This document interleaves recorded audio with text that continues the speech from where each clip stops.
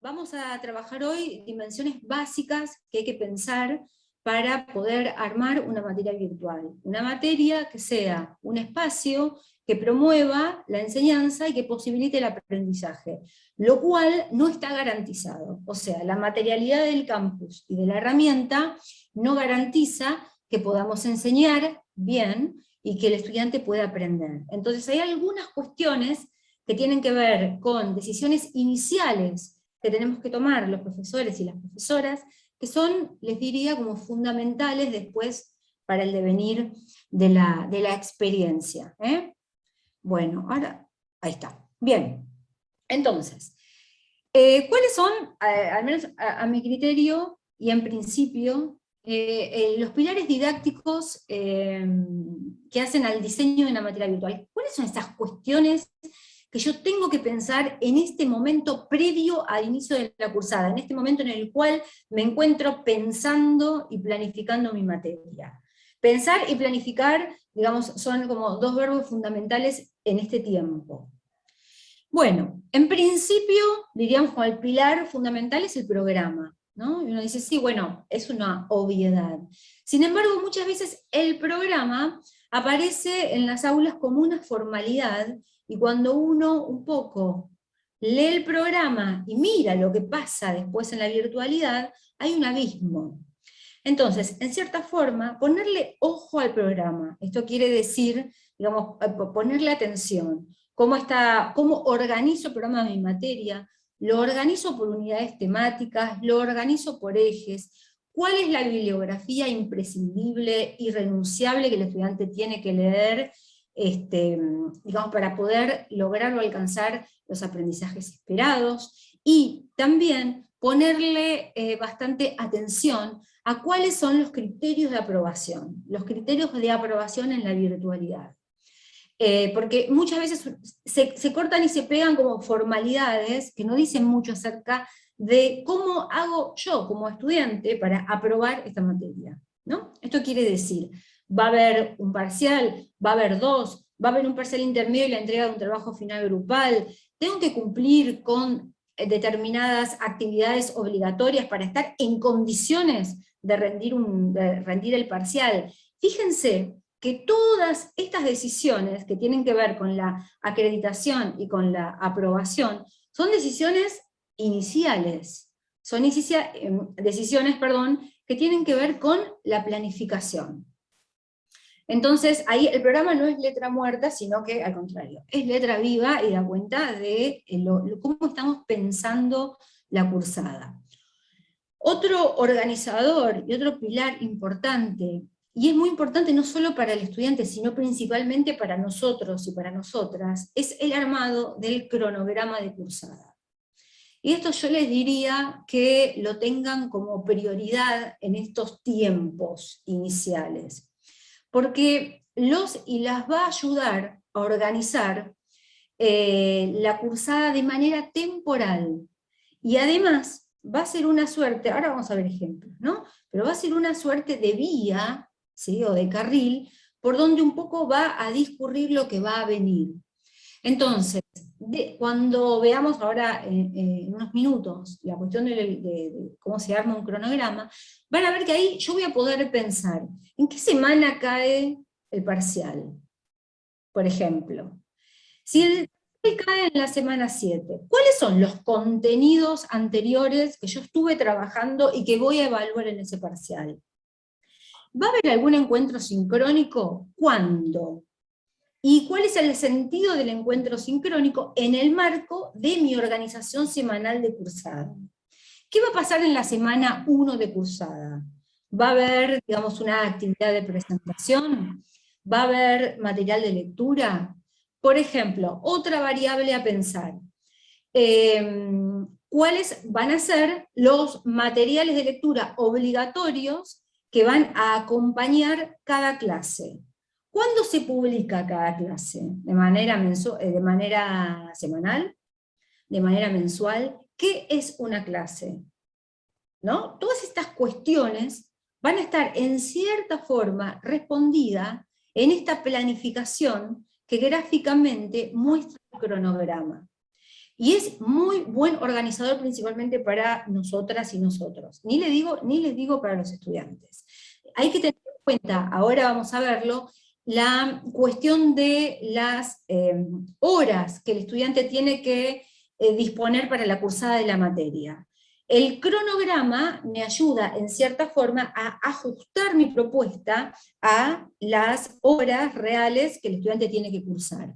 Entonces, las horas semanales de cursada pueden hasta duplicarse, pero no más que eso, y implican desde los materiales de lectura que el estudiante tiene que hacer, el acceso al campus, el visionado de algún otro material extra y la realización de alguna actividad. Bueno, todas esas actividades y todas esas tareas que el estudiante tiene que hacer, bueno, deben entrar o deben estar en el marco de las horas de cursada, porque a veces uno arma como planificaciones que son incursables.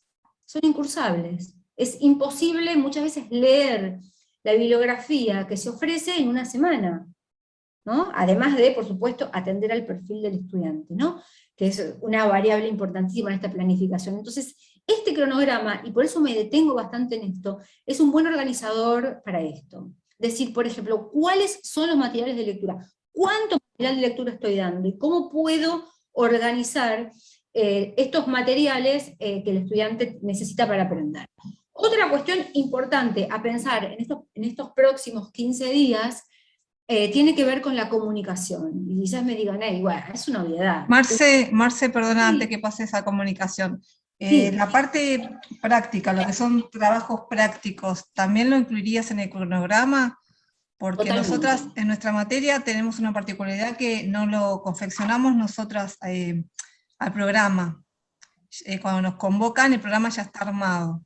Entonces Sí, nosotros tenemos que adaptarnos a algo que, bueno, no hicimos, y estamos armando el cronograma. Y yo particularmente lo armé con mis compañeras del equipo en clases sincrónicas y asincrónicas, bueno, pero no había incluido los trabajos prácticos porque pensé que eso iba a estar, no sé, después en cada comisión, en alguna cuestión que íbamos a aprender hoy, por ejemplo. Sí, lo vamos a aprender. El programa es un, digamos, El cronograma me refería, en perdón. el cronograma hay que incluir las actividades.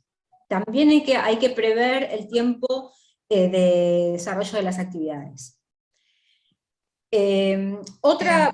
Ahora vamos a ver algunos ejemplos de modelos de cronograma que van a encontrar en ese link a Drive que les compartió Lau, me parece, ¿no? Bueno.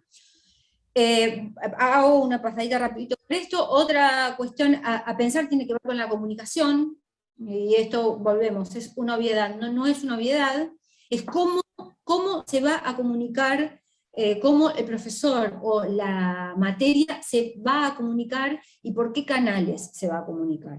Porque la manera en que yo comunico modeliza un poco la forma en que el estudiante se va a comunicar conmigo. Si yo manejo todas las comunicaciones o las aclaraciones por correo del aula, es probable que por día tenga, no sé, 50 consultas.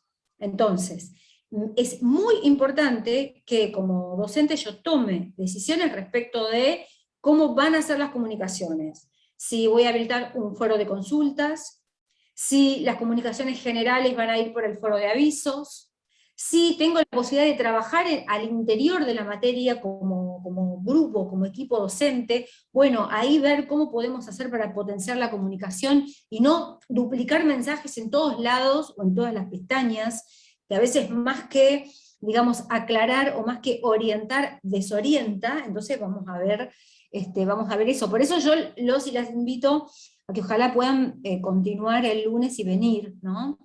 Y seguir profundizando en estas cuestiones. Otra cuestión a pensar en estos días, y no menor, tiene que ver con este proceso de curaduría de contenidos que hacemos los y las docentes, ¿no? ¿Qué es esto de la curaduría de contenido? Bueno, la selección de la bibliografía, la selección del material, el material textual y también el material multimedial.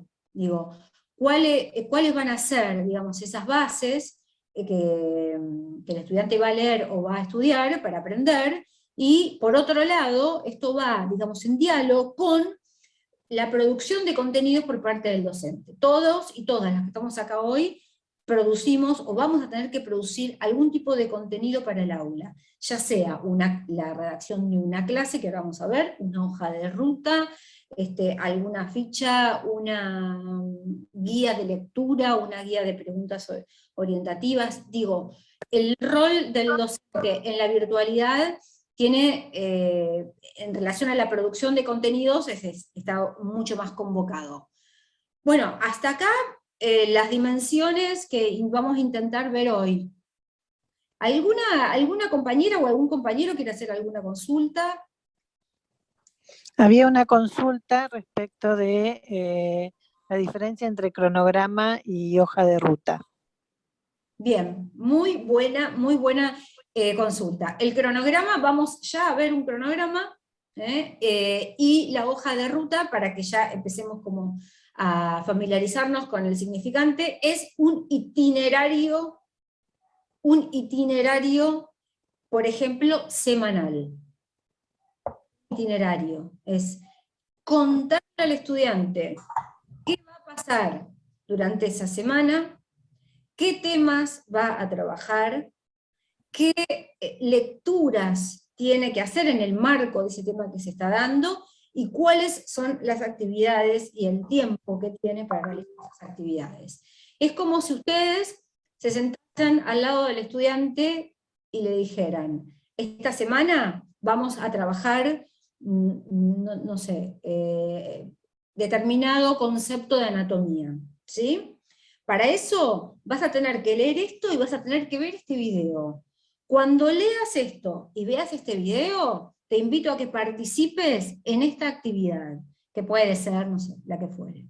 Entonces, de alguna forma, yo le tengo que contar al estudiante qué es lo que tiene que hacer, ¿no? Entonces, la hoja de ruta es un documento sintético, que lo podemos llamar clase también, es un documento sintético que lo que hace es orientar al estudiante respecto de qué tiene que hacer, dónde lo tiene que hacer y cómo. Que, digamos, son preguntas importantísimas, y principalmente cuando uno se pone del lado del estudiante, porque uno o una tiene en su cabeza lo que quiere hacer, lo que quiere transmitir, lo que quiere enseñar. Ahora, entre lo que yo tengo en mi cabeza y después lo que puedo plasmar, quizás hay una diferencia, y entonces tengo que asegurarme de que el aula, o de que la propuesta que yo muestre en el campus, sea una propuesta transparente, sea cristalina, ¿no? Que oriente. Entonces ahora vamos a ver cómo podemos hacer eso. ¿Quedó respondida la consulta? La duda que me quedó, sin esa hoja de ruta también le incluís guías técnicas en el campus, porque yo leí un ejemplo de hoja de ruta de otra materia que Sí. incluía, bueno, no sé, cambiar la foto de perfil, no sé, en tal lado vas a encontrar, en tal solapa no sé qué. Yo te hablo todo Sí. como en el aire porque no vi el campus. Sí. Aparte de las cosas concretas de la materia, ¿se incluyen en la hoja de ruta también esas cosas medio técnicas? Sí, vos en la hoja de ruta, pensá que es una forma de comunicarte con el estudiante, hacerle las aclaraciones necesarias, orientarlo, decirle a dónde tiene que ir, qué tiene que hacer, digamos. Eso depende, digamos, de lo que haya que trabajar, pero sí, no hay un corset respecto de esto, depende de lo que haya que transmitir. Pero ahora vamos ya directamente a los organizadores. Entonces, ¿qué tengo que organizar y planificar ahora? ¿Sí? Seguramente quizás muchos y muchas ya lo están haciendo. Tengo que organizar, por un lado, el tiempo de la cursada. No puedo arrancar como lienzo en blanco, ¿no? Como decíamos el lunes. No puedo arrancar y ver para dónde nos lleva la cuestión, ¿no? Sí, por supuesto, puedo volver sobre mi planificación, puedo hacer adaptaciones, puedo cambiar, puedo bajar un material, puedo subir otro, puedo cambiar la actividad, puedo cambiar los plazos de las actividades, puedo pasar una semana, el parcial, todas esas cosas las puedo hacer, por supuesto, porque tienen que ver con recuperar el pulso de la cursada. Ahora, lo que no puedo es no saber qué es lo que va a pasar e ir viendo semana a semana, porque cuando eso sucede, no puedo prever, digamos, los obstáculos que se pueden presentar, y tampoco, digamos, puedo cerciorarme de estar ofreciendo los contenidos fundamentales que tengo que ofrecer para que el estudiante aprenda, ¿no? Entonces, porque básicamente uno después va a acreditar esos saberes como docente de esa materia. Entonces, tengo que organizar el tiempo a través del cronograma de cursada, y tengo que organizar el espacio del aula. Esto es como fundamental. Y acá tengo que organizar las pestañas comunes. Cuando digo comunes, digo que en el aula hay pestañas a las cuales acceden todas las comisiones. En el aula están todas las comisiones de la materia. Hay, por ejemplo, materias que tienen 30 comisiones, o sea, 30 grupos coordinados por cada uno por un docente en el mismo espacio virtual. ¿Sí? Entonces, cada comisión tiene una pestaña. Ahora, hay pestañas que son comunes a todas las comisiones, ahora lo vamos a ver.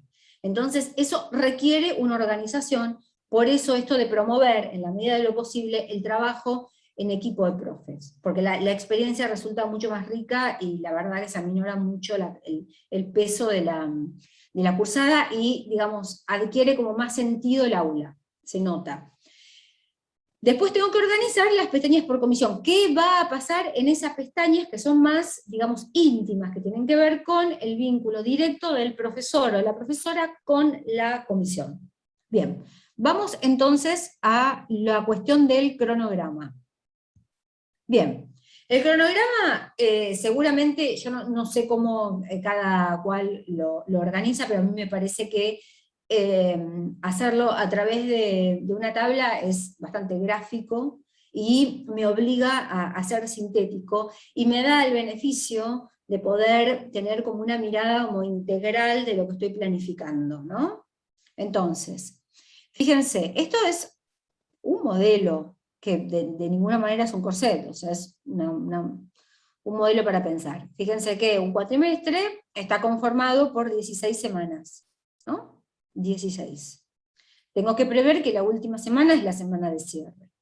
Y tengo que saber que, digamos, cuando el estudiante ingresa al aula el primer día, tiene que encontrar el espacio habilitado, tiene que encontrar un espacio, mejor dicho, para ser habitado. ¿Eso qué quiere decir? Que bueno, que hay algunas cuestiones de base que cuando el estudiante ingresa al aula tienen que estar, ¿no? Ahora vamos a ver cuáles.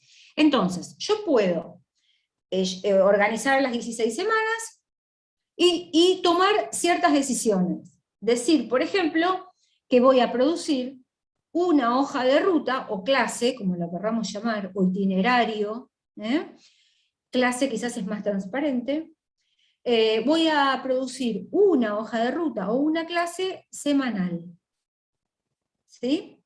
Entonces, yo ya sé que semanalmente voy a escribir una hoja de ruta. En general, las hojas de ruta no tienen más de 2 carillas, ¿no? Digo, es una especie de acompañamiento de lo que semanalmente va a pasar. Entonces le digo al estudiante, en la clase 1, la bibliografía o los materiales que tiene que leer y la actividad que tiene que hacer. Una pregunta, y que ya, digamos, tiene que ver con la planificación didáctica de actividades, es, ¿todas las semanas tiene que haber actividad? No. Porque puede ser que, por ejemplo, el tema de la clase 1, 2 y 3 sea un mismo tema que va adquiriendo como complejidad o profundidad. Entonces, digamos, yo puedo plantear una sola actividad, que un poco vaya integrando. Una actividad es la lectura. Leer es una actividad. Entonces, yo ahí puedo decir, bueno, si las primeras 3 clases son introductorias y dan cuenta como de un mismo eje temático, puedo plantear una primera semana de lectura, puedo en una segunda semana habilitar un foro, y, digamos, promediando la tercera semana, en ese foro, en el marco de las intervenciones que se producen, agregar una pregunta más, que un poco recupere lo que se ve en la clase 3 y complejice el debate. Digo, y yo ahí tengo un foro con el que estoy trabajando las primeras 3 semanas. ¿Se entiende? Digo, también puedo decir, bueno, voy a dejar pequeñas actividades o actividades que en el marco de lo que implica la disposición de horas del cursante, bueno, tenga que hacer, ¿no?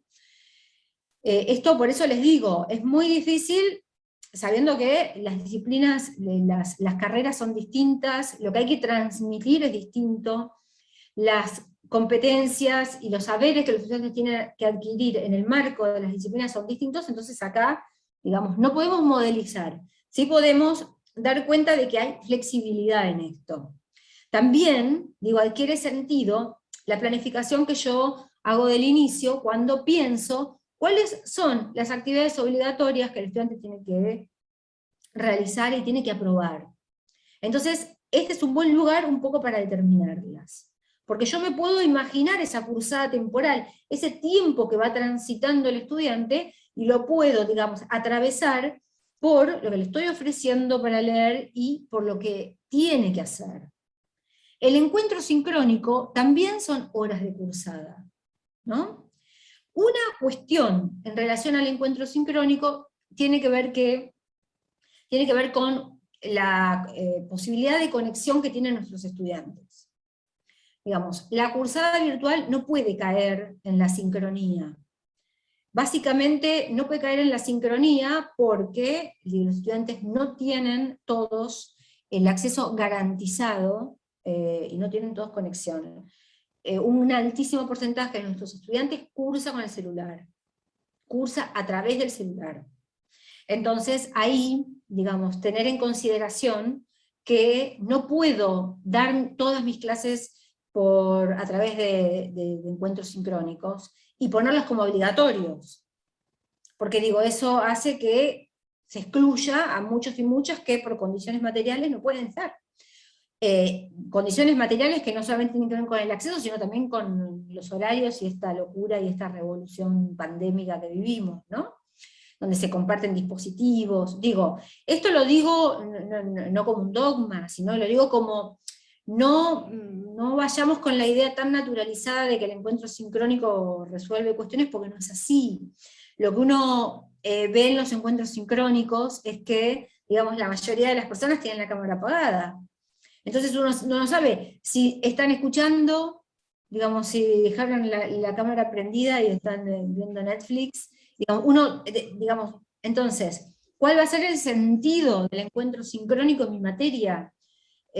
¿Va a ser un espacio de encuentro en el cual yo vaya a integrar lo que venimos viendo? Y eso es, digamos, sacarle un uso muy rico a la sincronía, ¿no?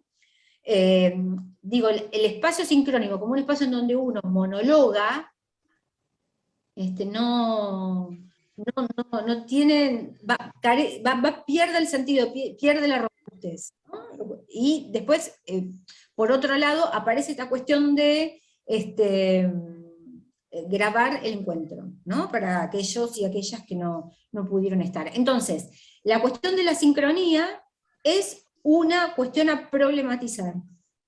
No va de suyo, no es una cuestión ahí como fácil, ¿no? Entonces, ver, bueno, ¿cuándo va a haber un encuentro sincrónico y cuál va a ser el sentido de ese encuentro sincrónico?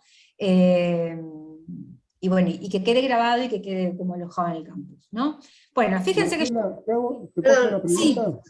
por supuesto. Respecto a eso, ¿no? Estoy totalmente de acuerdo respecto a la obligatoriedad. ¿Y cómo se maneja la regularidad de la materia? Porque viste que en la presencialidad había que cumplir un determinado porcentaje de asistencia. Sí. En este caso, yo tengo un alumno que tiene celular, tiene pocos datos y no se puede conectar nunca. El tema de la asistencia, ¿cómo se computa? Yo sé que es algo bastante específico de cada carrera y de cada facultad, de cada instituto, pero en Es muy términos buena generales. Es muy buena tu pregunta. No podemos sostener la asistencia en el encuentro sincrónico. Entonces, ¿cuál es ese criterio que va a dar cuenta de la regularidad? No puede ser la presencia en un encuentro sincrónico, porque yo, por ejemplo, no sé, si la persona que está, uno podría decir, la persona que está con la cámara apagada, ¿está? Claro, sí, tal cual, es lo que No pasa. sé, no sé si está. La verdad que no tengo idea. Digo, y eso tampoco da cuenta de un dato como muy importante. Entonces, ¿cómo hago? Pienso los criterios de regularidad a partir de mi propuesta de actividades. Por ejemplo, puedo plantear una determinada cantidad de actividades obligatorias aprobadas. ¿No? Puedo decir, bueno, a ver, una persona que realiza, vamos a suponer, me voy a parar acá. Tenemos, vamos a suponer, la evaluación parcial en la clase 7, en la semana 8 de cursada, ¿no? Entonces tengo un foro en la semana 2, no sé, un trabajo grupal en la Tal semana. cual, pueden ser trabajos grupales, participación en el foro, trabajos prácticos, está bien, está No bien. puedo decirle, no puedo, a ver, hay algunas actividades, acá hay también que hacer una diferencia entre lo que son actividades de comprensión y lo que son actividades de evaluación. Las Claro. actividades de comprensión en el entorno virtual son muy importantes porque es una forma que tengo como estudiante y como profesor y profesora de darme cuenta cómo va la cosa, ¿no? Entonces, hay actividades que, digamos, son formas de que el estudiante sepa, y yo también sepa, cómo va la cursada. No tienen una evaluación, no califican. Después hay actividades que sí llevan una calificación, y son esas actividades obligatorias que habría que cumplir y aprobar. Eso es un Una criterio. pregunta, Sí, Marcela, sí, disculpa. no, por favor. Me pongo a pensar en una planificación cuando vos tenés un grupo tan diverso de sujetos, estudiantes en este caso, ¿no? Y que por algún motivo, bueno, quizás porque me pasa como alumna ahora, tenés discapacidades dentro de ese grupo de alumnos, ¿no? Y entonces, ¿cómo planificar cuando hay un hipoacúsico, un ciego, un disléxico, una persona con esa discapacidad y hacer abarcativo y poder tomar ese sujeto en su particularidad en la planificación? Sí. Bueno, Eh, ahí ¿cómo? ¿alguien tiene experiencia en esto que está planteando Mariana? Porque me tocó en la No, cursada de la verdad que no. repente. Tampoco. A nosotras nos tocó en nuevos entornos, un estudiante, Lau, corregime si me equivoco, o Caro, que creo que era sordo, ¿no? Entonces lo que hicimos fue subtitular, bueno, Un de sordo trabajar y un desde no lo vidente en virtual. otro cuatrimestre. ¿No vidente Claro, era? no bien. Un sordo y un no vidente en otro cuatrimestre. Sí, también tuvimos uno con discapacidades cognitivas. Ujú. Ujú. Ahí, digamos, creo que era un estudiante de LEDA, bueno, ella fue, digamos, trabajando como un poco más de cerca, con algunos andamios especiales como para él, ¿no? Digamos, atender a esta discapacidad y, digamos, acercarle los materiales. Me acuerdo que subtitulamos algunos videos, bueno, lo que era textual lo podía leer, pero bueno, en este punto se trabaja más de cerca con el estudiante.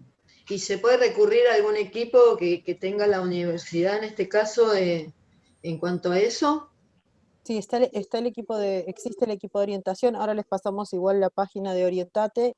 El Sí, equipo sí, de sí, me orientación trabaja comunicó. no solamente para los estudiantes, sino que también acompañando a los docentes y que por ahí hay En en la alguna discapacidad orientación. también.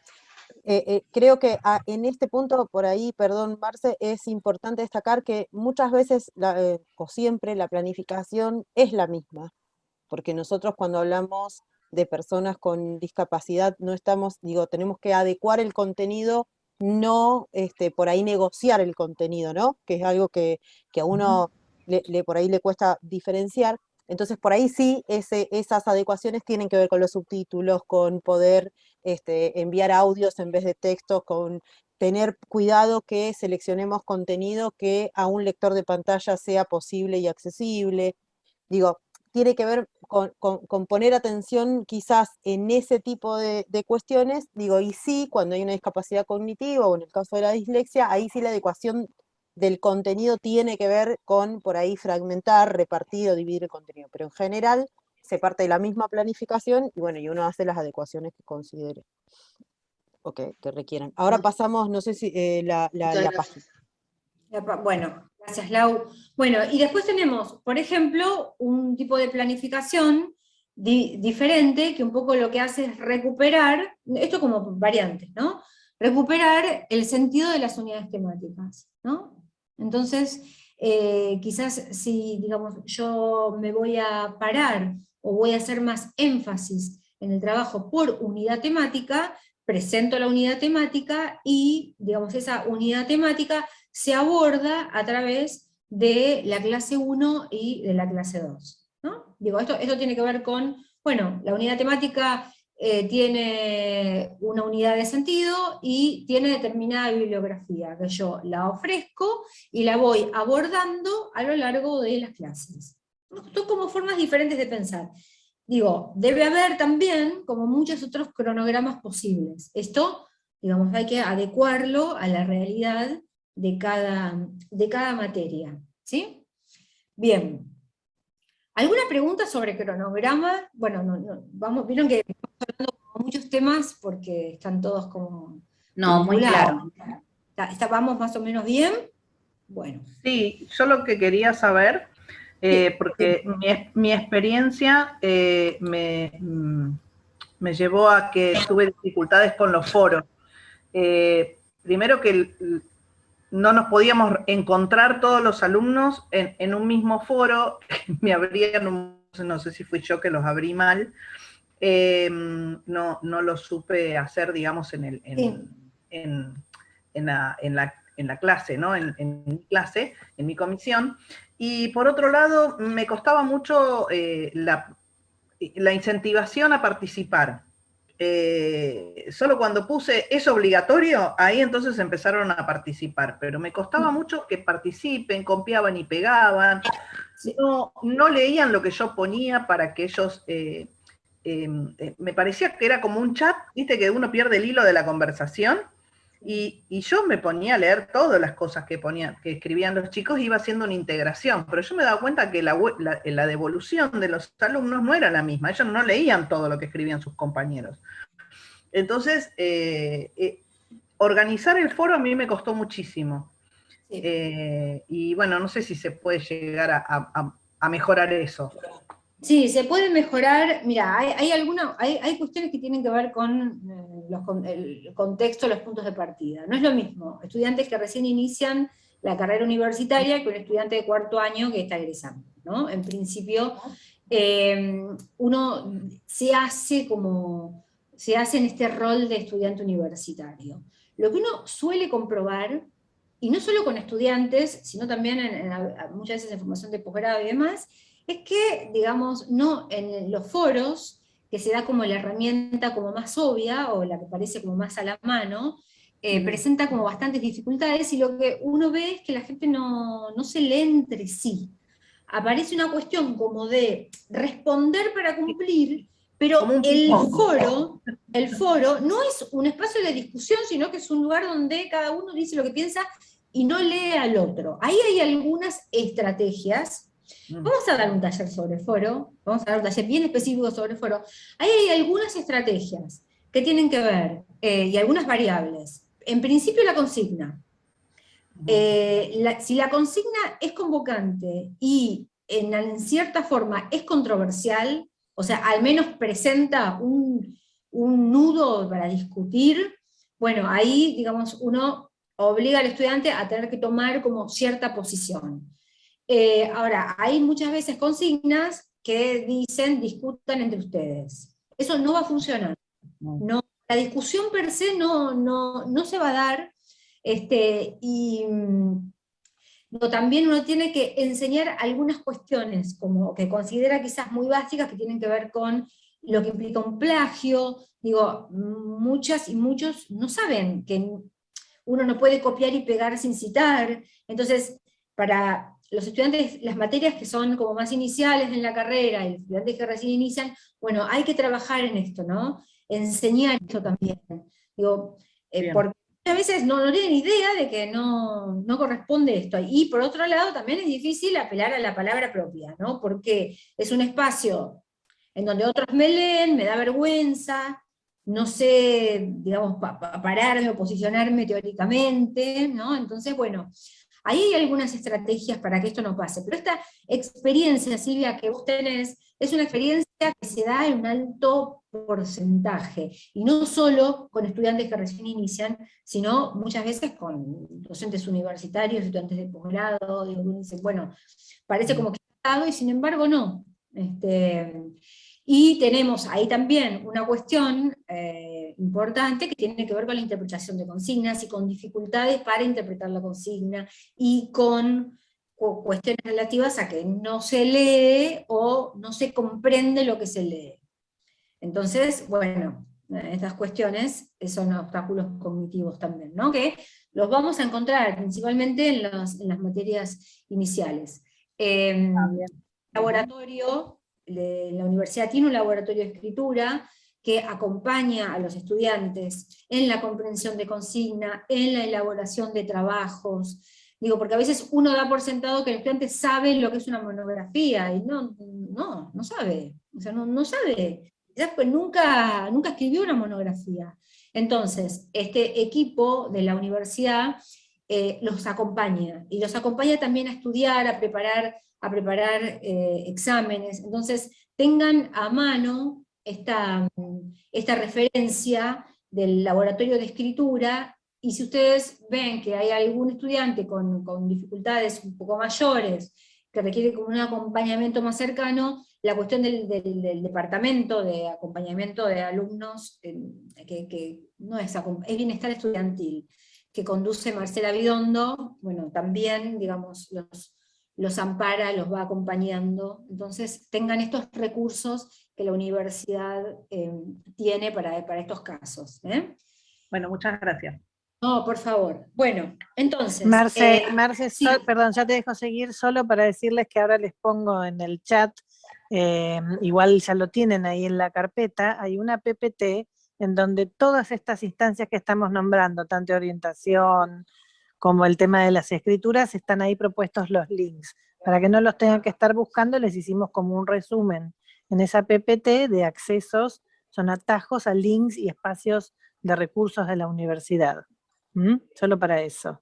Gracias, Caro. ¿Sabés lo que podemos hacer también? Es un poco enviar, las compañeras están compartiendo como distintas informaciones a través del chat. Aquella persona que no llega a copiar o se le pasó yo, lo que podemos hacer, chicas, es mandar un mail a las y los que participaron hoy, y un poco, nada, compartirles estos... Así de paso les quedan nuestros correos registrados. Y les quedan nuestros correos. Bueno, entonces, vimos la cuestión, hasta acá vamos más o menos,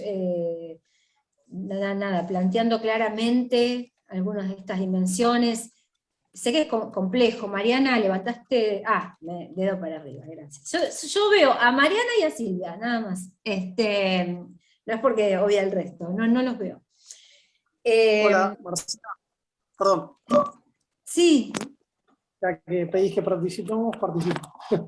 Mi nombre es Guillermo, yo di Anatomofisiología 1 el primer cuatrimestre, y esto que decía de las clases presenciales, del sincronismo, me pasó eso como decías, los chicos se conectan pocos, de los 40 que teníamos inscritos o 50, se conectan 10, 8, 15, van variando, y te pasa que al final de la materia terminan siendo 2 en los últimos encuentros sincrónicos.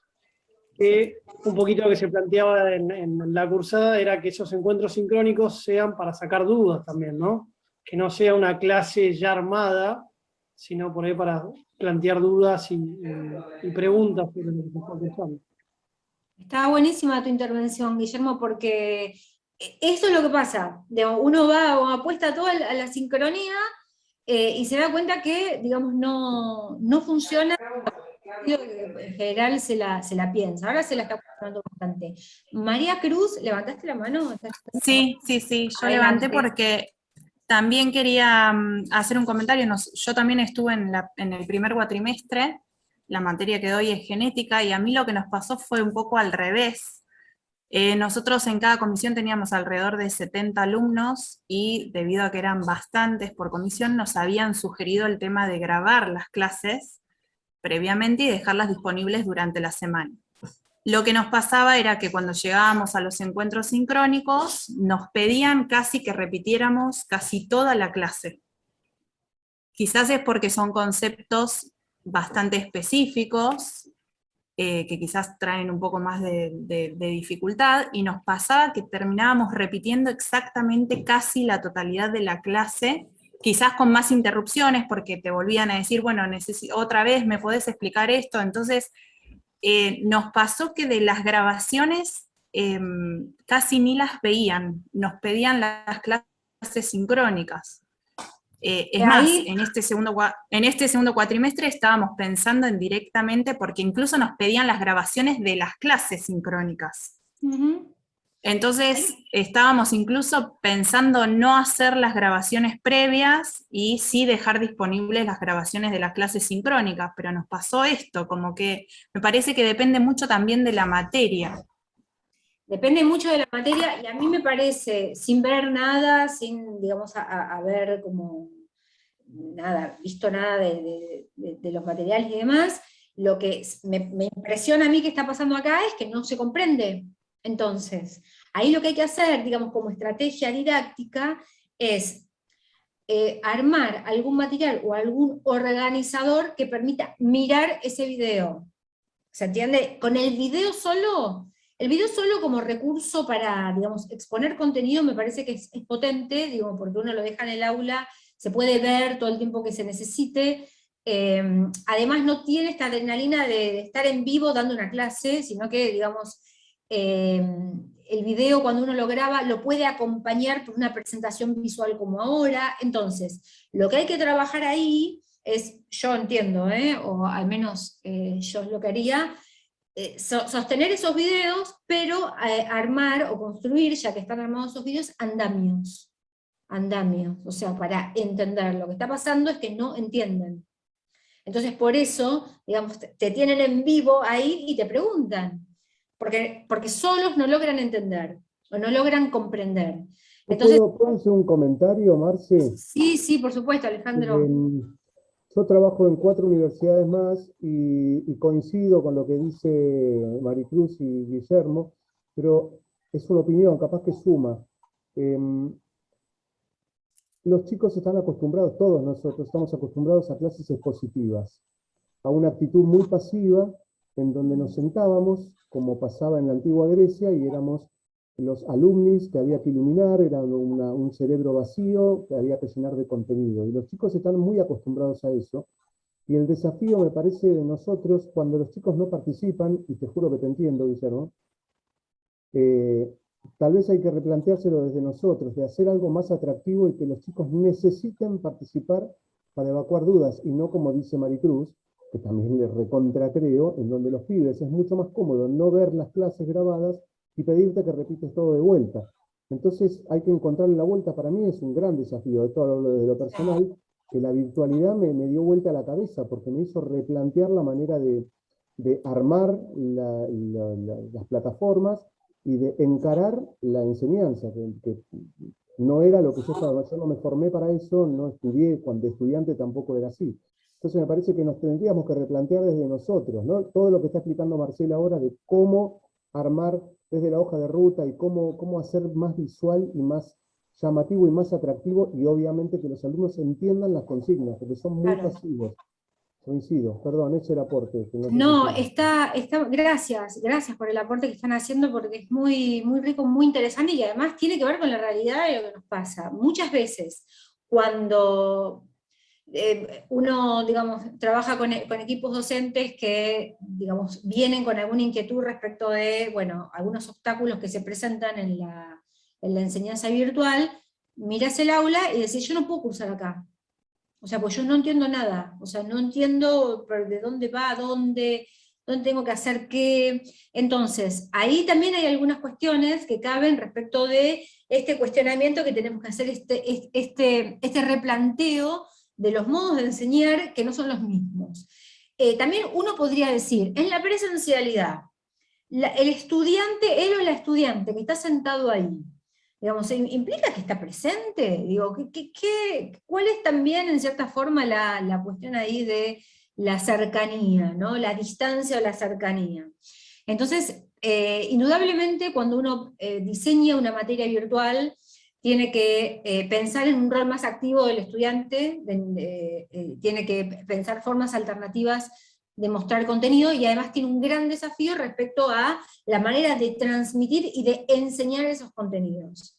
Eso es como dice Alejandro. Sí, Vivi. Yo primero quiero agradecerles el rato, veo varios de mis compañeros que venimos también remando desde el inicio, el año pasado cuando de golpe tuvimos que aprender todos juntos. Yo soy de las que siempre dijo virtual nunca en mi vida, me anoté en 3 cursos virtuales antes y nunca los terminé, por lo tanto, si alguien me decía que yo tenía que dar clases en el sentido general, ¿no? De usar el término, a través de un campus, yo directamente ni entraba a la universidad, vengo de 20 años de dar clases presenciales. Creo que, bueno, entrar y escuchar tenía que ver con tratar de sentirme un poco menos sola, y disculpen como la catarsis, pero un poco nos está pasando a todos. Yo he tenido la oportunidad de dar clases tradicionales, como creo que le ha pasado a Alejandro, ¿no? De cómo nosotros nos formamos, y tener cursos de 200 pibes sentados adelante, atrás, por los costados, estar yo sola contra 200, sin un micrófono, sin un pizarrón, todo lo que había era yo. He tenido la oportunidad de disertar en algún congreso con 300 personas de distintos países y estás solito parado en un escenario, con lo que eso implica, y sin embargo nunca me sentí tan sola como dando clases a través de un campus. Esa sensación de armar 8 foros en un cuatrimestre y en total, tener 7 comentarios. Foros con preguntas, foros con videos para debatir, foros con flyers para ver qué les resulta, si tiene algo que ver con el contenido de la semana. Yo a veces hago sincrónicos y les pido, para seguir hablando necesito que alguien escriba en el chat. Si no, yo ya se me enfrió el agua al mate, ya me voy yendo, porque no es la idea. Les hice las devoluciones por escrito, 1 a 1, y te puse, traela el miércoles al sincrónico, que esto les va a servir a todos. Esto vamos a verlo en el vivo, así todos, y las dejo grabadas, y tengo ese mismo efecto de que se van cayendo, y un día re contento tenés 30 de 60, y en el último fueron 7. Tranquila, Vivi, no estás sola. No está sola, y el contexto, este contexto es bastante me particular. tiene como loca, porque sé que en una clase presencial, esto que vos decías, el hecho de que estén sentados en una silla no necesariamente hace que estén. A mí no me falta palabra, como verán me muevo un montón. Yo escucho vibrar un celular y se me va la vista, y ya te voy a decir, Marcela, ¿qué te pareció lo último que te dije? O sea, me siento como... Bueno, es un contexto distinto, ¿no? Es un contexto distinto. Me siento como tan desaprovechada. Bueno, no logro llegar. A mí me pasó... Es un desafío. A mí me pasó todo lo contrario, me siento muy cómoda en la virtualidad. Y siento que hay un feedback entre el alumnado y puede ser por mail, puede ser por el foro. Otros pregunté por qué no se conectaban algunos o por qué siempre hablan y transmiten cosas los mismos y las mismas. Y me contestaron porque mis compañeros tienen vergüenza, ¿no? Pero creo que siempre queda, están los de siempre, y se transmiten todo por WhatsApp también, están en contacto, y yo les pido que sean muy solidarios cuando están armando tareas, que se ayuden, que se compartan, y en el foro la verdad que tuve bastante participación. Pero a veces pasa que por ahí un día tienen examen de otra materia y por ahí tenés menos que otros, pero la verdad que yo me siento súper cómoda. Mariana, No ¿qué sé si- materia das, Mariana? Mira, estuve mayormente en historia de la kinesiología y fisiatría, y después estuve en Anato 1 en curso de verano y en Anato 2 el cuatrimestre. Me sentí muy cómoda en todo momento, pero sí sé obviamente que todavía me falta formación, ¿no es cierto? Que estoy haciendo la parte docente, y la verdad que en casi todas las cursadas, sobre todo en historia, tuve unas devoluciones hermosas de los alumnos. Y que gracias, profe, por estar. Y hay que estar mucho encima y devolverles. Y ellos después se conectan, pero obviamente que hay un grupo que, más en una materia inicial, ¿no? Que la currícula está dentro de la materia que vos estás empezando. Entonces, hay que romper esas barreras de enfriamiento, digamos. Y también nosotros tenemos que dar unos contenidos diferentes como para atraer al alumnado. También me pasa de repente, bueno, hago un sincrónico, pero no es dar una clase. Entonces, yo hablo de mi experiencia, de lo que aprendí con la kinesiología, de lo que fue la historia de la kinesiología, de mi historia particular, y trato de darle sentido ético, moral a lo que va a ser su profesión el día de mañana a través de mi experiencia. Y ahí, sí. perdón, ahí aparece el desafío, ¿no? El desafío de que cómo diseño, digamos, qué espacio construyo, cómo alojo a esos estudiantes, cuál es ese punto de partida de los estudiantes, dónde están los estudiantes. Hay muchos profesores yendo a buscar a los estudiantes, porque no están en el Zoom, porque no están en el campus, bueno, ¿dónde están, no? Me parece, continuamos, al menos les quiero mostrar como algún modelo entre comillas, de hoja de ruta para aquella persona que quiera avanzar en estos días hasta el lunes, un poco cómo uno puede pensar la hoja de ruta, la clase, digamos, ¿qué es una clase en la virtualidad? Una clase en la virtualidad no es una clase presencial, ¿no? Eso no es una clase, no son los viernes de 10 a 12 que yo venía dando en la universidad, sino que, digamos, la clase implica una determinada cantidad de tiempo asignado para que el estudiante lea ruta, lea los materiales de lectura o vea los materiales para visionado y realice alguna actividad de comprensión. Por eso, digamos, en el cronograma hablábamos de clases y lo poníamos en diálogo con la bibliografía y con las actividades. Cuando hablamos de, a ver, un segundo, no puedo salir del... Ahí. Cuando hablamos de hoja de ruta, ¿de qué estamos hablando? ¿De qué podemos llegar a estar hablando? De un documento parecido a este, digamos, cada cual tiene de su forma, ¿no? Su forma de escribir. Uno entiende que la hoja de ruta tiene que ser un documento que digamos, permita la comprensión, que tienda puentes cuando es necesario, ¿no? Que invite a la lectura y que dé orientación, ¿no? Respecto de qué, dónde y cómo hacer lo que hay que hacer y lo que uno propone que hagan. Después aparece la experiencia de la cursada, ¿no? Del estudiante que no lee, del estudiante que no participa. Esas son cuestiones que iremos trabajando y acompañándolos y a lo largo de la cursada. En principio vemos lo que podría llegar a ser el formato de una hoja de ruta, ¿no? Uno podría decir, no hay modelos tampoco, depende de lo que yo necesite transmitir, pero todo aquello que aclare, que puntualice, que ejemplifique, que oriente, viene perfecto. En este caso es, digamos, una hoja de ruta que se da en una materia de cultura digital, alfabetización digital básica, entonces hay una determinada cantidad de actividades con algunas ayudas para realizar esas actividades, algunas orientaciones, lo muestro solo a modo de ejemplo.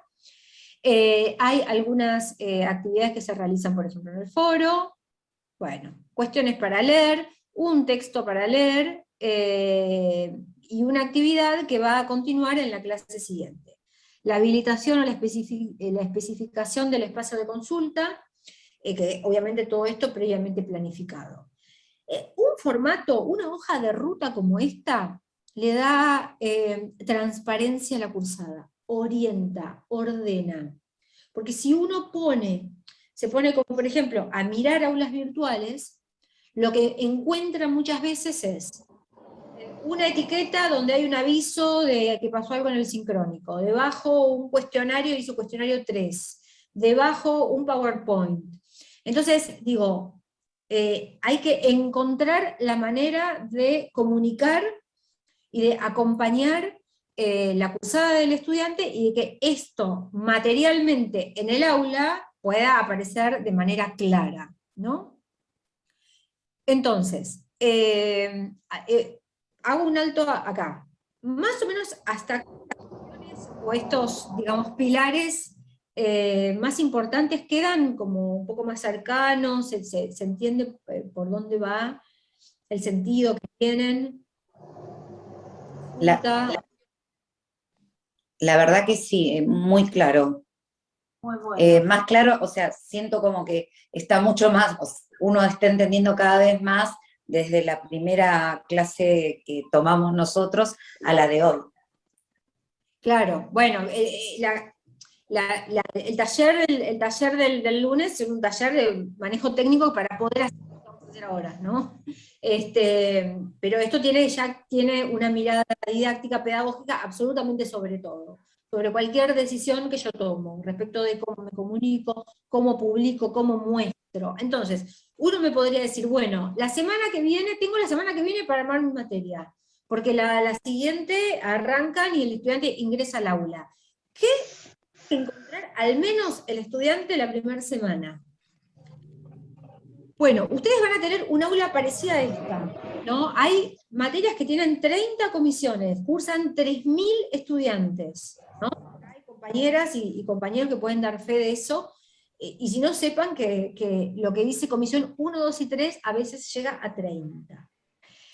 La pestaña inicial, y si se agrega porque se decide didácticamente eso, y una pestaña más, pueden ser pestañas comunes, como dije, a todas las comisiones, ¿sí?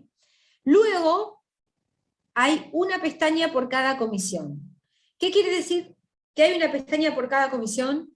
Que el estudiante de la comisión 1 va a tener acceso solo a esa pestaña, no va a poder acceder a la pestaña de la comisión 3. Por ejemplo, la pestaña de la comisión 1 está Vivi como profe, en la pestaña de la comisión 2 está Mariana, en la pestaña de la comisión 3 está Estela.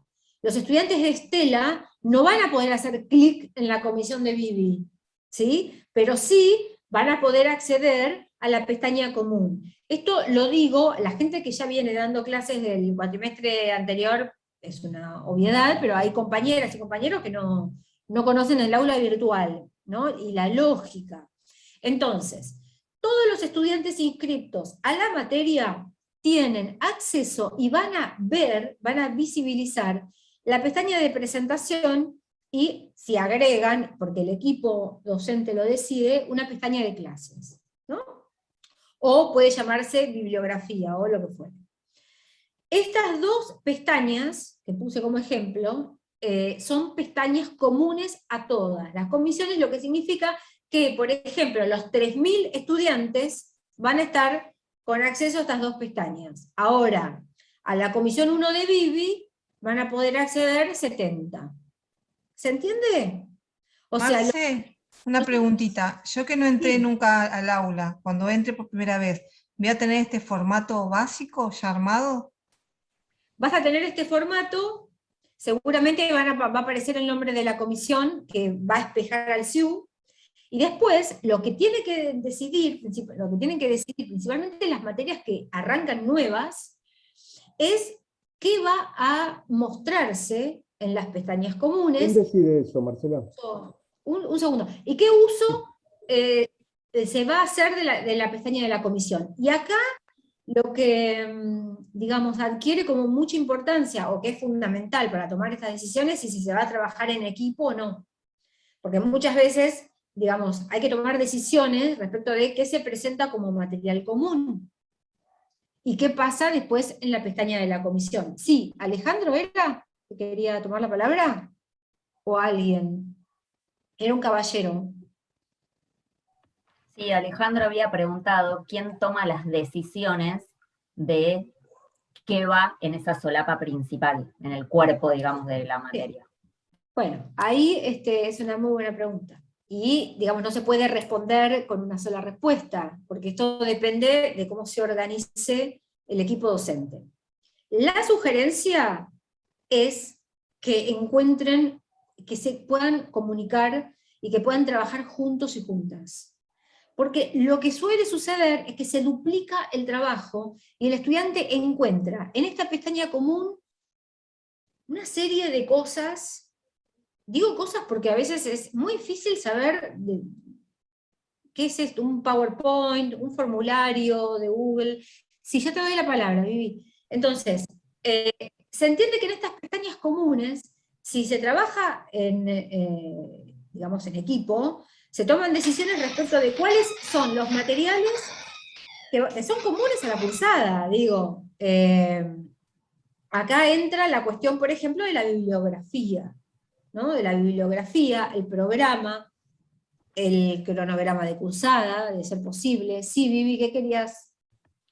Yo salgo un poquito de las cuestiones tecnológicas, que es la que ustedes saben. Sé que Alejandro es un docente que está ingresando como al plantel de kinesiología. Yo soy una de las coordinadoras, trabajo con Pablo Bordoli, y simplemente, por lo menos, la vi a Melissa por ahí también que está ingresando, por lo menos a los que nos pueden escuchar, la gran mayoría ya lo sabe, en lo que respecta a las materias propias de kinesiología, cada materia tiene su coordinador de materia, que es un poco el que ya tiene la experiencia, viene haciendo todo este trabajo previo. Entonces ese coordinador, que es el que te invita al grupo de WhatsApp, el que arma las reuniones, es el que tiene en mente el armado de esa solapa principal, que es como yo digo, es como tener el auditorio con todas las comisiones al mismo momento, y puede hablar uno y escuchan todos, todos estamos viendo, somos oyentes, pero después nos vamos como a la privacidad de nuestro aula, donde vos te queda el mano a mano con el alumno, y te queda el foro, el sincrónico. Yo le digo que es como, bueno, ahora darle la forma a ese material en bruto que por ahí vino en el aula principal, pero los contenidos, el ritmo de, bueno, ahora nos toca una tarea, ahora subimos este video, todo eso lo va poniendo el coordinador de materias, que muchas veces surge de distintas reuniones de equipos, porque los que claro, ya también... ahí Vivi, es el caso de ustedes, no es el caso de, por eso digo, no se puede responder de una... No, yo sola forma separé, por eso hice la aclaración, que claro, es para las materias propias de kinesiología, por lo menos eso que es, creo que lo que Alejandro por ahí lo tiene un poco más preocupado. Eso está claro. Lo que yo preguntaba es, obviamente que la presentación y el contenido de cada materia lo hace el responsable de cada materia. Ahora, mi comisión, ¿quién agrega a los alumnos? ¿Si lo hace la universidad? No, eso lo hace la universidad, Alejandro, porque eso está espejado en las comisiones del CIU. Listo, buenísimo. En tu pestaña van a estar matriculados los estudiantes de tu comisión. Entonces, hay para ir avanzando.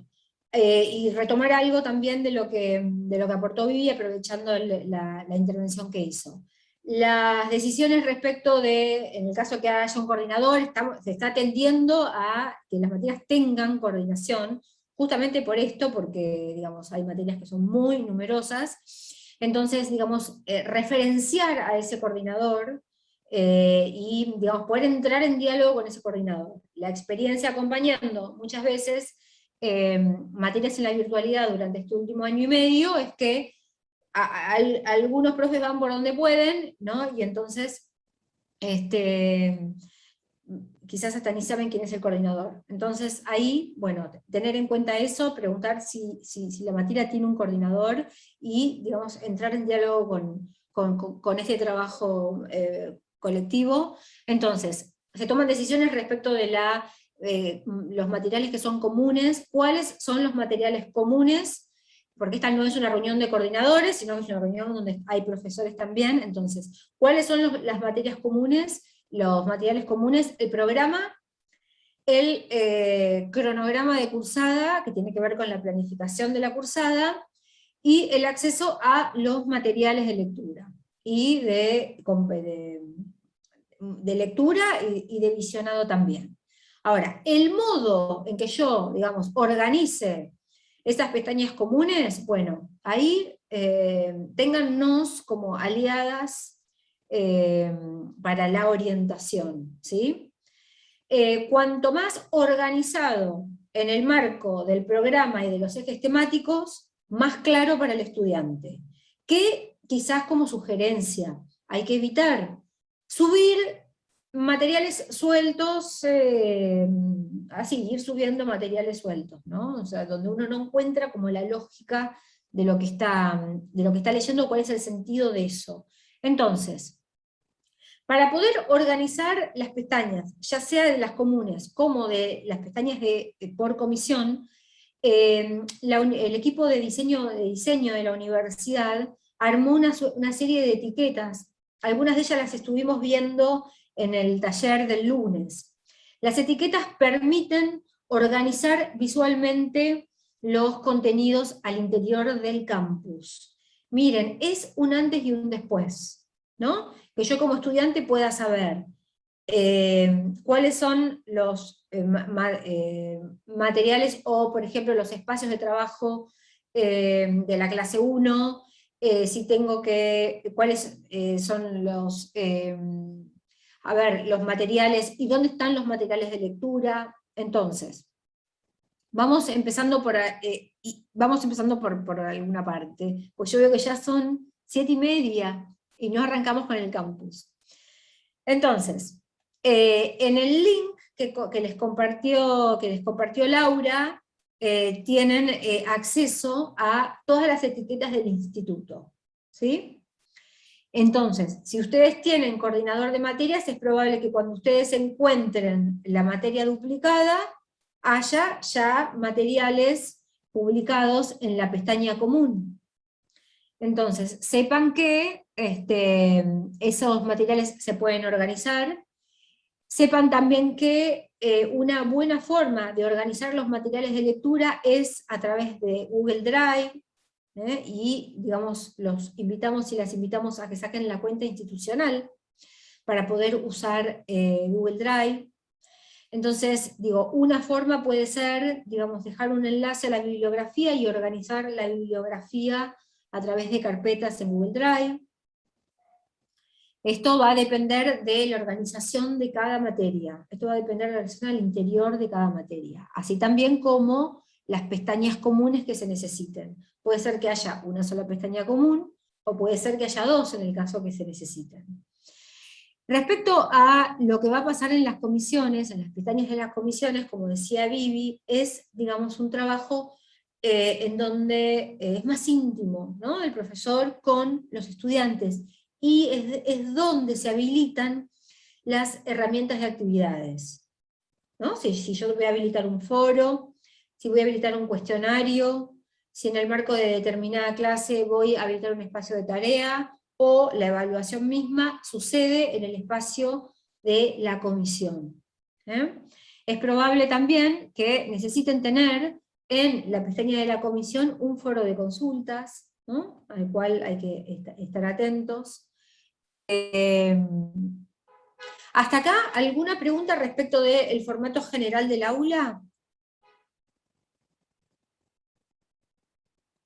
Veo que el chat tiene muchas... No, yo lo que veo, Marce, es que quizás te vamos a tener que subir directamente todos los documentos, porque si no nos llegó todavía nada para habilitar lo del Drive institucional y todo eso, no va a ser muy pesado para el campus subir, qué sé yo, un PDF del cronograma, un PDF del programa.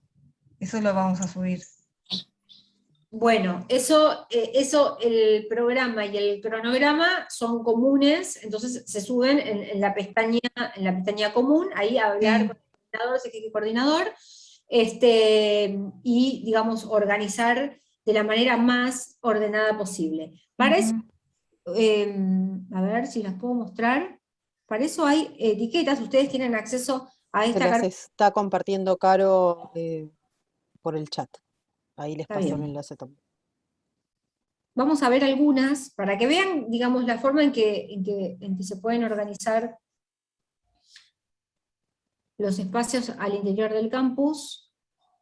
Por ejemplo, se disponen de este tipo de etiquetas, ¿no? Digamos, para que uno pueda ir organizando dentro de la clase 3, si hay algo, se publica algún material, si se habilita algún foro, digo, organizar dentro de la pestaña de la comisión lo que va sucediendo semana a semana en diálogo con el cronograma de cursada es, digamos, una potencia del diseño. También tienen otros tipos de etiquetas como, a ver, no veo nada.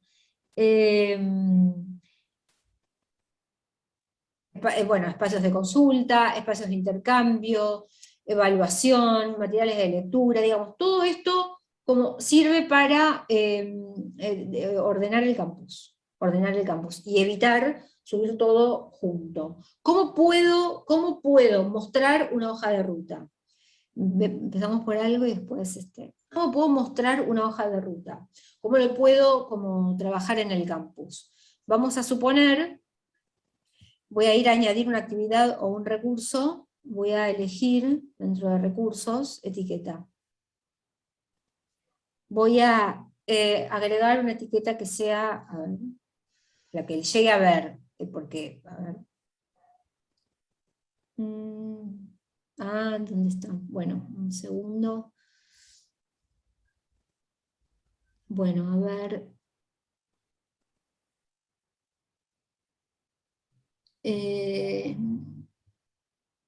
Un segundo. Bueno, elijo cualquiera, pues no veo. Bueno, clase 9. La voy a ajustar. No, la voy a ajustar así manual. La voy a insertar y la voy a ajustar manualmente. A ver si puedo, ahí. Un segundo, me molesta la barra de compartir.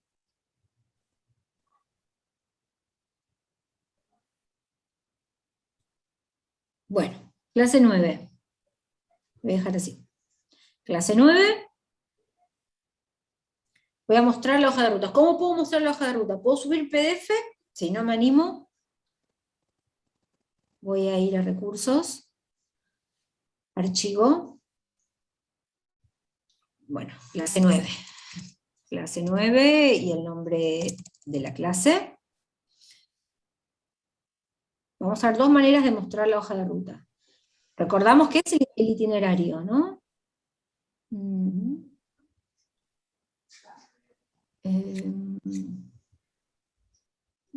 Bueno. Un segundo, voy a tratar de hacerlo lo más rápido posible. La apariencia incrustado, así se puede leer directamente desde el celular, no hay que descargar, porque muchas se tienen primero para no tienen la posibilidad de descargar. Clase 9 y habilito un foro. Porque la actividad de la clase 9 es, bueno, foro X. ¿Sí? Ahora dejamos así, porque les quiero mostrar el formato página. Foro de la clase 9, bueno, no importa. Lo dejamos así, digamos, para que se vea en la pestaña de la comisión, que tengo la hoja de ruta, tengo habilitado el foro, que está mencionado en la hoja de ruta como una de las actividades, y puede ser que tenga, digamos, dentro de la clase la indicación a la lectura de algún material que entendemos que tiene que estar en la pestaña común organizado, ¿no? Ahora, otra manera de mostrar la hoja de ruta, un poco para que puedan ir avanzando en las pestañas por comisión, es, por ejemplo, habilitar un recurso que se llama página, que creo que lo vimos en el taller del lunes.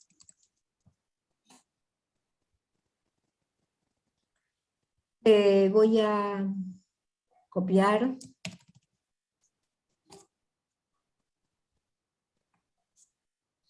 Bueno, recuerden que en un formato como este puedo agregar hipervínculos, puedo incrustar un Genially, un Prezi, una línea de tiempo, videos. Entonces, otra manera de mostrar la hoja de ruta es, por ejemplo, a través de un recurso como este, ¿no? Ahí le tengo que dar edición, tengo que ver los espacios, ¿eh? Entonces, en este formato página puedo, acá mismo, incrustar un video o cualquier, digamos, material multimedial que tenga armado. ¿Por qué digo esto? Porque muchas veces lo que uno ve es que en la pestaña aparecen como, qué sé yo, un Genial, y después aparece abajo un PowerPoint, después aparece un cuestionario. Entonces digo, darle claridad, darle transparencia y orden, ¿no? Eso va a hacer que se facilite la cursada. Y quizás yo ahí, en esa clase 9, voy a borrar esto, vamos a suponer que este es un material del anexo de lectura, no debería estar acá, porque es un material común, debería estar en la pestaña común, pero bueno, vamos a dejarlo así. X, entonces yo organizo el itinerario, organizo lo que tienen que leer, y habilito el espacio de la actividad. Este espacio es al interior de la comisión. O sea, si hay algo que hacer, si hay un foro, si hay un cuestionario, es al interior de la comisión, ¿no? Bueno, sigue la cursada. Añado una actividad, un recurso, voy a recursos, etiqueta. Bueno, a ver si encuentro la 10.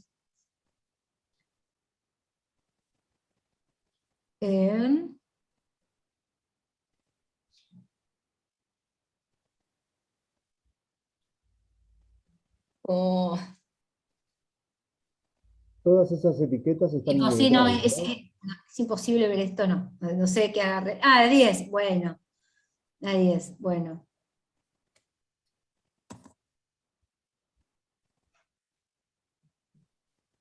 Bueno, la voy a ajustar. Solo para ver cómo puedo empezar a materializar el aula. 10. Y entonces lo organizo de lo más reciente a lo más antiguo. Y acá lo mismo, digo, bueno, entonces ahora para la clase 10 tengo, voy a duplicar esto, ¿no? La hoja de ruta de la clase 10.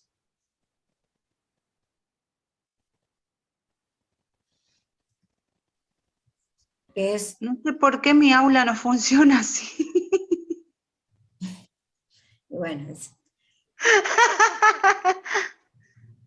Ahora es importante saber que ahora Marce está trabajando, Vida. digamos, mostrando los recursos, pero es muy importante que no diga clase 10 ni que diga bibliografía, sino que diga específicamente de qué se trata. Puede ser clase 10 y hay que poner el tema, ¿sí? Porque la manera como nombramos los recursos claramente también orienta a los estudiantes respecto del acceso a los recursos de enseñanza. Entonces hay que tratar de que, digamos, los nombres que le ponemos sean claros, sean accesibles, y si sobre todo están nombrados en la hoja de ruta, sean congruentes con lo que decimos en la hoja de ruta. Primero anda a leer la bibliografía, después vas a ir al foro y cómo se llama el foro.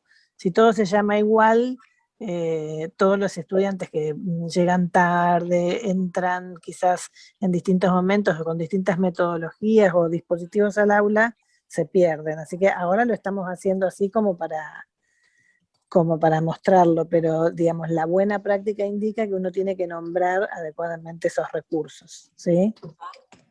Y esto, digamos, la redacción de la hoja de ruta es fundamental, ¿no? Cuanto más uno escriba para la comprensión y la orientación mejor, y cuanto más pistas pueda dar acerca de, bueno, nosotros en esa hoja de ruta teníamos tutoriales, no dábamos por sentado que el estudiante solo iba a saber cómo editar su perfil. ¿Yo qué estoy haciendo acá? Voy a mostrar solo...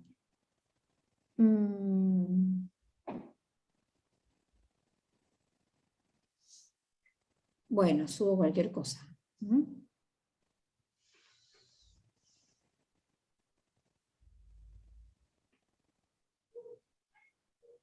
Un segundo. Bien. Entonces tengo acá en la clase 10, un espacio para entregar un trabajo escrito. ¿Por qué? Tengo planificada la producción de un trabajo escrito.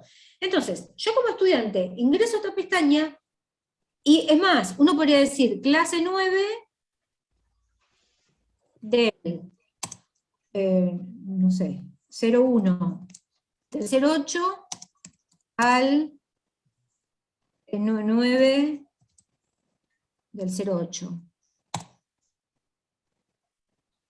¿No? Entonces, yo ya sé, digo, yo no estuve, y es más, uno podría decir, después cae el sincrónico acá, perfecto, entonces voy a añadir una actividad, un recurso, y voy a, acá, URL.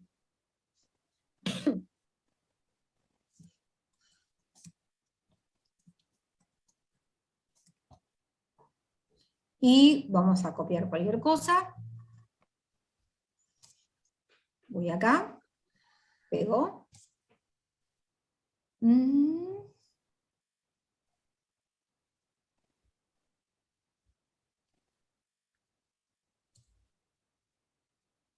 yo ya sé, ¿no? Voy a la pestaña de mi comisión y sé, si no sé lo que tengo que hacer, bueno, tengo que entrar a la clase. Ahí me explican lo que tengo que hacer, dónde, cómo, qué leer, dónde leerlo.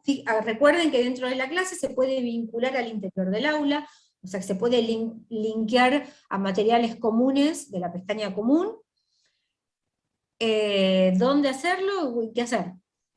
Y si hay un Zoom, tengo ahí el acceso a Zoom, a la sala de Zoom, y después puedo generar lo mismo para, digamos, dejar la grabación del Zoom que aconteció, le cambio el hipervínculo y dejo ahí la grabación del Zoom, ¿no?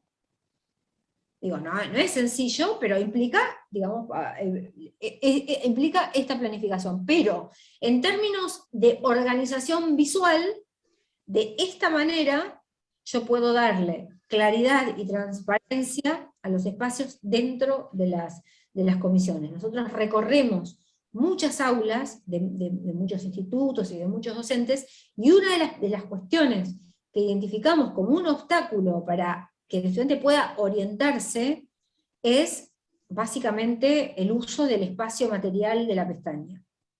Entonces, cuanto más claridad, mejor. Y quizás puedo encabezar la pestaña de mi comisión con un foro de consultas, ¿no? Y dejarlo ahí arriba, siempre como un espacio de consultas. Está buenísimo, buena idea.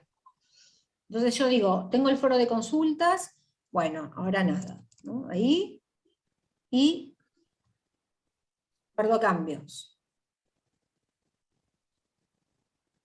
Y lo llevo arriba de todo. Y siempre lo voy a tener arriba, ¿no? Siempre lo voy a tener arriba. Le puedo poner la etiqueta, espacio de consultas permanente. Hay dos manitos levantadas. Marcela, una pregunta, ¿solo deslizás con el mouse desde la crucecita para subir? Sí, mira, cada recurso tiene 4 flechas que van en las 4 direcciones, que significa que se pueden mover. En realidad se pueden mover para arriba o para abajo. Entonces vos directamente la arrastrás, ¿no? La vas arrastrando. Ah, mirá. La vas arrastrando. Todo recurso tiene las de posición, que se mueven para arriba o para abajo. Tienen este lapicito acá que permite una edición rápida de la nominación. A la derecha tiene la ventana de opciones, de editar, de mover, ¿no? De ocultar. ¿Se acuerdan? No sé si estuvieron en el taller del lunes, pero los recursos se pueden ir ocultando. Entonces yo puedo ocultar, puedo ir armando la materia, y voy ocultando todo. Entonces, si yo oculto ¿para qué? Para los estudiantes, ¿no? Si un estudiante ingresase ahora, lo único que vería en esta comisión sería el foro de consultas y la clase 9, nada más. No existe, para el estudiante, esto que está oculto acá, que dice no mostrado, no existe.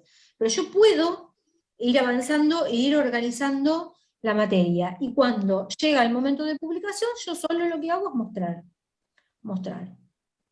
¿No? ¿Y qué hago? Cuando muestro, doy aviso de que acaba de ser publicada la clase 10, que la lean, que hay una actividad de escritura, y que también está disponible el acceso a la grabación del Zoom. Entonces, Marcela, cuando decís doy aviso, ¿qué usás? ¿Cómo es doy aviso?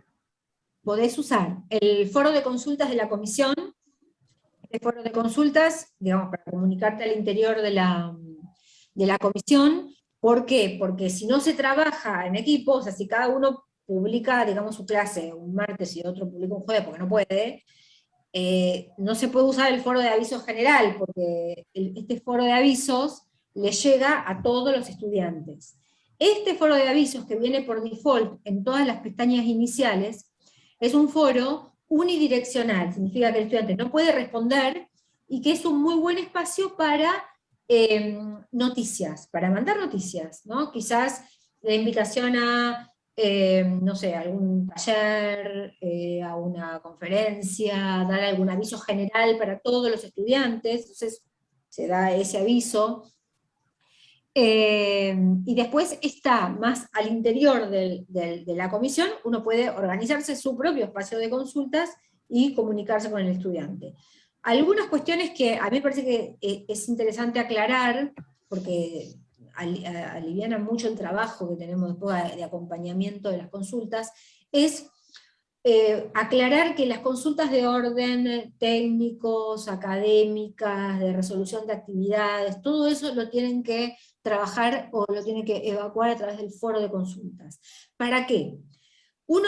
Para que sepan que ustedes no van a responder los correos, porque, a ver, si 20 estudiantes preguntan sobre dónde tengo que hacer la actividad de la clase 10, y ustedes no le responden, el estudiante va a sentir que no hay nadie del otro lado. Hay que responderle. Entonces, para evitar eso, quizás al inicio de la cursada, quizás lo tienen que decir 2 o 3 veces, ¿no? Que las consultas de tipo personales, que uno tenga que plantearle alguna situación personal, alguna dificultad personal, se puede plantear a través del mail, del correo del aula, pero que para consultas relativas a la cursada, solo se van a responder en el foro de consultas. Entonces, que ellos sepan que ahí está el espacio, porque si yo miro esto, está claro que ahí dice foro de consultas. Y el foro de consultas está arriba, va a estar siempre arriba. Entonces, no lo voy a buscar entre PowerPoints, entre Genius, entre no sé qué. No está ahí arriba. Entonces, no entendí lo que tengo que hacer, no sé dónde está el material, no sé cuándo es el Zoom, no sé lo que pasa. Abro un hilo en el foro de consultas y pregunto. Digo, en este sentido, alfabetizar, de contar cómo va a ser la comunicación en la materia. Explicitar esta cuestión de que las dudas, en general, son dudas compartidas por todos, entonces hay que socializarlas, y que las cuestiones personales sí se pueden plantear por correo. Si no, es imposible la cantidad de horas de trabajo que implica acompañar a un estudiante en la virtualidad. Pero somos nosotros y nosotras quienes tenemos que conducir esa comunicación. La tenemos que ordenar. Si no, llega un momento en el cual es imposible responder 40 correos, hacer un seguimiento de las actividades obligatorias, digo que ese es otro tema que trabajaremos, ¿no? Pero, digo, estas cuestiones, quizás al inicio, es interesante que estén. Y quizás un foro de consultas al inicio de la cursada, y presentando el foro de consultas como un espacio permanente, que va a estar siempre disponible ahí para las consultas. ¿Y qué tipo de consultas se pueden realizar por ahí?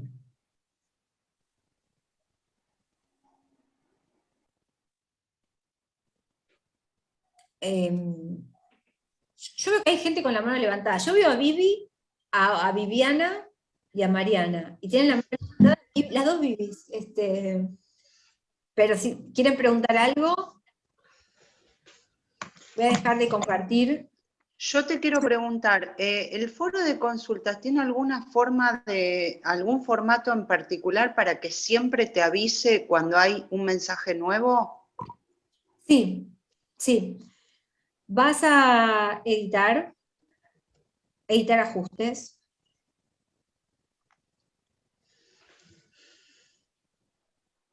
Suscripción y seguimiento, uno de los tópicos. En el rastreo de lectura, elegís forzado.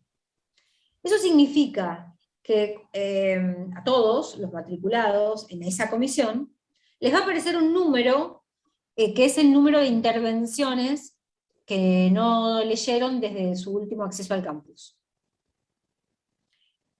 Ahí tenés el rastreo de lectura, entonces acá te aparecería un 3, un 2, un 10, un 100, esperemos que no tantas consultas. Después hay otras cuestiones respecto del foro, que si es un foro de consultas, se elija la configuración foro para uso general. Este tipo de configuración permite que los estudiantes abran hilos, entonces ahí, como explicarles cómo usarlo. Digo, si vas a abrir un hilo, en el título pone el título de la consulta, un poco para ordenar las consultas. Si uno logra esto, bueno, logra un montón, ¿no? A veces no es tan fácil.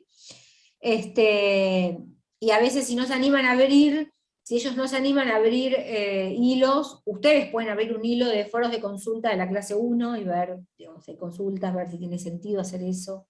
A medida que el estudiante va ganando autonomía, quizás abra sus propios hilos de consulta para preguntar. Suscripción y seguimiento, acá hay una cuestión que tiene que ver con la modalidad de suscripción. Hay varias, esto da como para hablar un montón, ¿no? Pero esta suscripción es opcional, o sea, yo desde mi perfil puedo ajustar desde las preferencias si quiero recibir notificación de todos los correos, o de todas las intervenciones de los foros. Otra configuración que el profesor puede elegir es la suscripción forzosa, o sea, más allá que el estudiante quiera o no recibir notificaciones, las recibe forzosamente. O sea, por más que haya elegido no suscribirme a los foros o tener una suscripción opcional, si uno configura el foro como suscripción forzosa, forzosamente va a recibir un correo, una copia por esas intervenciones. La sugerencia es que para un foro de consultas no se suscriba, no hagan una suscripción forzosa, porque no necesariamente todo el mundo tiene que sentirse interesado en leer las consultas de los demás. Sí, quizás por una actividad obligatoria, ¿no? Porque lo que hace es traccionar el acceso, porque se ve que se participa, que los compañeros van participando, y entonces, bueno, van llegando los mensajes. Entonces ahí también hay una decisión didáctica que tomar, que es pedagógica, no es técnica. Es decir, si hago un foro, la suscripción es forzosa, es opcional. El rastreo de lectura a mí me parece que tendría que estar siempre, porque es como convocante, a ver, es de lo que me perdí. Bueno, y después veremos, cuando tengamos el taller de foro, algunas, bueno, los tópicos que tiene de configuración, ¿no? Ya estamos a 8 menos 10, estamos... Bueno, está buenísimo igual esa diferencia que hiciste en la utilidad de cómo se escribe un opcional o un forzoso. Buenísimo. Un poco por lo que decía uno de los compañeros, que ahora no sé si era Alejandro, que era la cantidad de información y de mails y de réplicas de todo que nos llega a los correos, que es un poco como desbordante. Entonces ahí saber qué es lo que necesariamente se tiene que enterar, y qué es lo que se puede enterar cuando ingresa al aula, ¿no? Silvia, ¿querés decir algo? ¿Estás sin micrófono? Sí, Marce, es clarísimo lo que decís. A mí lo que me pasa es que necesito entrar al campo, porque es como que me agarra una ansiedad de ver si voy a poder hacer todo esto que me explicás y si me voy a acordar, además. Son muchos pasos. A mí me pasa lo mismo. ¿Cuál era la contraseña para ver si puedo entrar? Porque me olvidé. Origone 151, sin mayúscula y sin espacio. Origone 151. Y el usuario, tu DNI. Sí, eso me acuerdo. Sin puntos ni espacios. Fíjense en no tener activada la mayúscula. Marce, cuando vos te referiste a construir andamios, para que entiendan, viste que la materia de genética, nosotras nos va a pasar lo mismo con salud fetal 1, que son alumnos de primer año, y tenemos que explicar cosas muy complejas, ya lo planteamos nosotros al tema.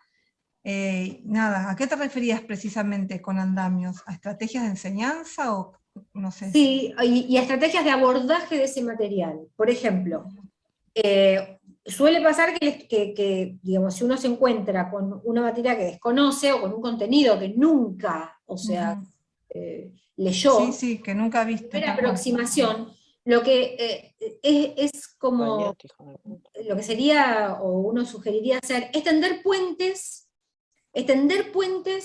entre esto que tiene que aprender nuevo y algo que el estudiante puede llegar a saber o puede llegar a comprender. A veces es una analogía, a veces es, digamos, algún material previo. En principio uno podría decir, si es un material como muy complejo, intentar, digamos, que el estudiante pueda encontrar algún marco desde el cual pararse para abordar el contenido. Y después, si el contenido es muy denso conceptualmente y tiene como muchas concepciones o muchos conceptos que el estudiante puede llegar a desconocer y que necesita conocer para comprender, lo que uno puede hacer es armar una guía de lectura, digamos, que acompañe al estudiante en el abordaje del contenido, armar un material didáctico, armar un glosario. Sí, eso lo hicimos.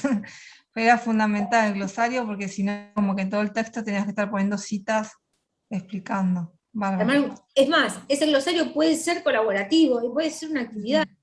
O sea, por ejemplo, le puedes decir, bueno, cuando veas un concepto que no entendés, búscalo y compartirlo en el glosario. Bueno, hay estrategias para, si uno, por ejemplo, ofrece un video, bueno, alguna guía para ver ese video. ¿Qué quiere decir una guía para ver ese video? Decirle, mira, presta atención a esto, o cuando, no sé, hay un montón de cosas para hacer, ¿no? En determinado... Sí, igual con lo que me dijiste es un montón, gracias. O sea, la cuestión de entender puentes con lo que puede llegar a conocer, puede ser una analogía, puede ser algún recurso simbólico, puede ser algún contenido que ustedes sepan que el estudiante, digamos, seguramente maneja porque viene de cursar otras materias, que le permitan como un poco tener un marco desde donde comprender. Y después ahí trabajar y intentar identificar los nudos conceptuales más importantes y quizás explicarlos, ¿no? Quizás para alguna ficha docente, una ficha de no son cátedras, pero bueno, alguna ficha, digamos, que permita como ejemplificar, que permita como abrir el tema, que permita como orientaciones respecto de cómo comprenderlo, links a espacios en donde, digamos, pueda, ¿se entiende? Como... Sí, gracias, Marce. No, por favor.